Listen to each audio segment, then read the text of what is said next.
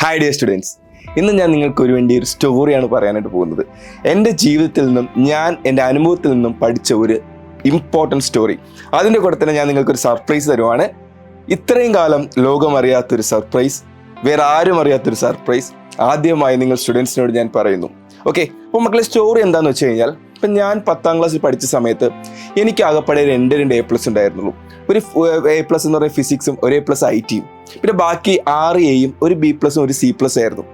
ഇനി +1 കയറിയ സമയത്താണെങ്കിലോ, +1 എല്ലാം ജസ്റ്റ് പാസ്സായിരുന്നു. ഓക്കെ, അപ്പം ജസ്റ്റ് പാസ് എന്ന് പറയുമ്പോൾ അന്നത്തെ കാലത്ത് 2012 ഞാൻ +1 എഴുതുന്ന സമയത്ത്, ഓക്കെ, ഇവിടെ ആക്ച്വലി എന്താ സംഭവിച്ചെന്ന് വെച്ച് കഴിഞ്ഞാൽ, എനിക്ക് physics, chemistry, computer science, mathematics ഇതാണല്ലോ നമ്മുടെ സബ്ജക്ട്സ് എന്ന് പറയുന്നത്. ഇംഗ്ലീഷ്, മലയാളം അല്ലേ.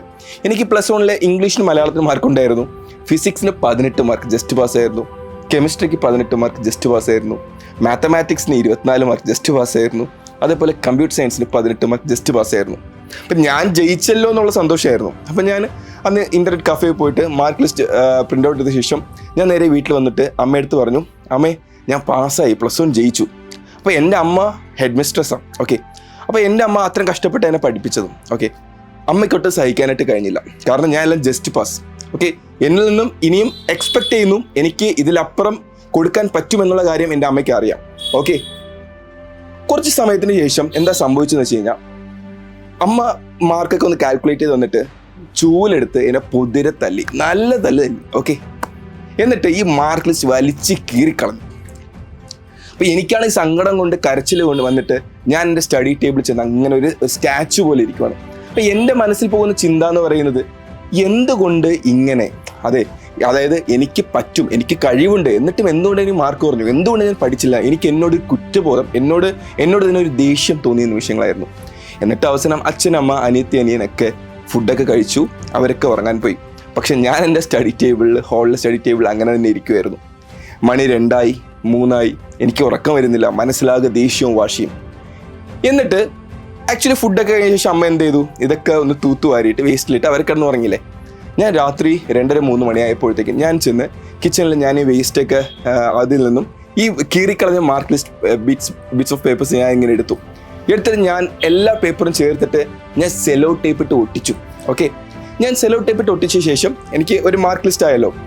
ആ സമയത്ത് എൻ്റെ മനസ്സിൽ ഞാനൊരു വാശി കുറിച്ചിട്ടു. അതായത് എൻ്റെ ജീവിതത്തിൽ ഞാൻ സക്സസ്ഫുൾ ആകുന്ന ഒരു ദിവസം, അല്ലെങ്കിൽ സക്സസ്ഫുൾ ആയി എന്ന് എനിക്ക് തോന്നുന്ന ദിവസം, ഞാൻ ഈ മാർക്ക് ലിസ്റ്റ് പ്രിൻ്റ് ഔട്ട് ചെയ്ത് അതിനെ ഫ്രെയിം ചെയ്ത് എൻ്റെ അമ്മയ്ക്ക് ഗിഫ്റ്റായി കൊടുക്കുമെന്ന്. ഓക്കെ, അങ്ങനെ വർഷങ്ങൾ കടന്നുപോയി. 1 മാസം മുമ്പ് ഞാൻ ആ പ്രിൻ്റ് ഔട്ട് ഫ്രെയിം ചെയ്തു.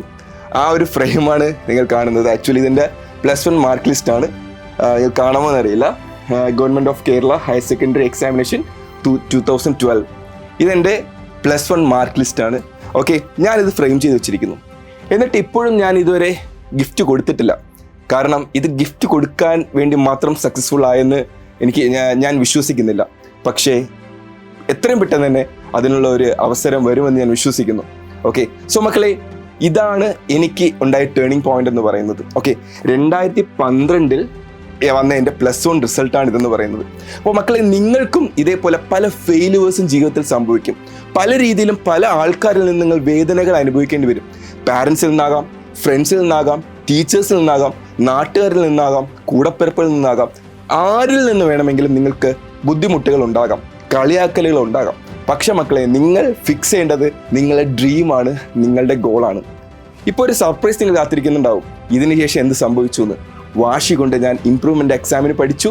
അങ്ങനെ 3 സബ്ജക്റ്റ്, ഫിസിക്സ്, കെമിസ്ട്രി, മാത്തമാറ്റിക്സ്, നല്ല മാർക്കോടുകൂടി ഇംപ്രൂവ്മെൻറ്റ് പാസ്സായി. ദെൻ +2 പാസ്സായി. ദെൻ എഞ്ചിനീയറിംഗ് കയറി. എഞ്ചിനീയറിംഗ് കഴിഞ്ഞ ശേഷം 2024 I am the founder and CEO of Franklin's lectures. അപ്പോൾ മക്കളെ, നത്തിങ് ഈസ് ഇമ്പോസിബിൾ.